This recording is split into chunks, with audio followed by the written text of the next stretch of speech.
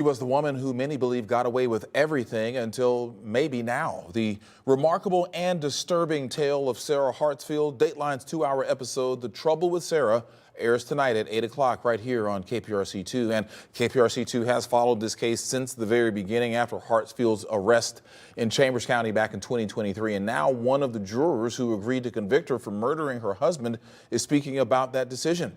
KPRC2 News reporter Bryce Newberry is here to share that conversation this evening. Bryce?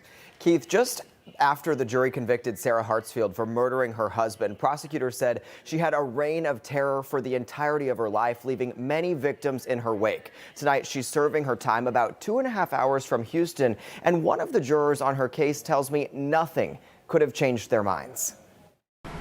Sarah Hartsfield left the Chambers County Courthouse a convicted killer just 3 months ago. The retired combat veteran and mother of 4 on her way to serve a life sentence. I'd never heard of Sarah Hartsfield. Speaking publicly for the first time and only on 2, Tom Strandley of Winnie is one of 12 jurors from the insulin murder case who decided her fate. She probably would have killed somebody else. That's my guess. You worry about that? I would have worried about that had we even remotely considered setting her free. Sarah's husband, Joe, died in 2023. Unresponsive at a hospital in Baytown, doctors found his blood sugar level was dangerously low and he had too much insulin in his body.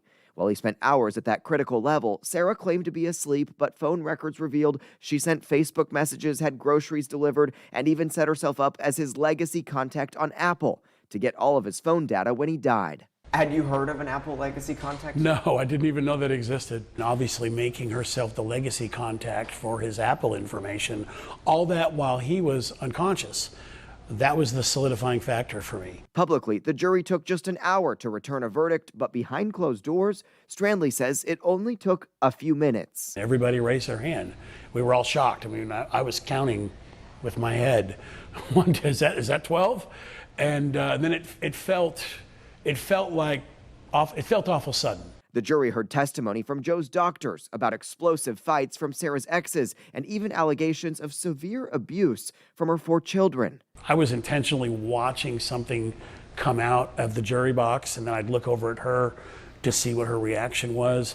I saw a lot of eye rolling. And Strandley paid close attention. When 18 people from your life get up there and say these terrible things about you, you'd think you'd start to take it seriously at some point and not say 18 people are lying. It was his first time serving on a jury. This was the first time in real life that I saw bad people doing bad things. And without their verdict, he says the stories about Sarah may not be over. I'm glad that Chambers County put their foot down and said, this is as far as this woman's going, and we're stopping her now.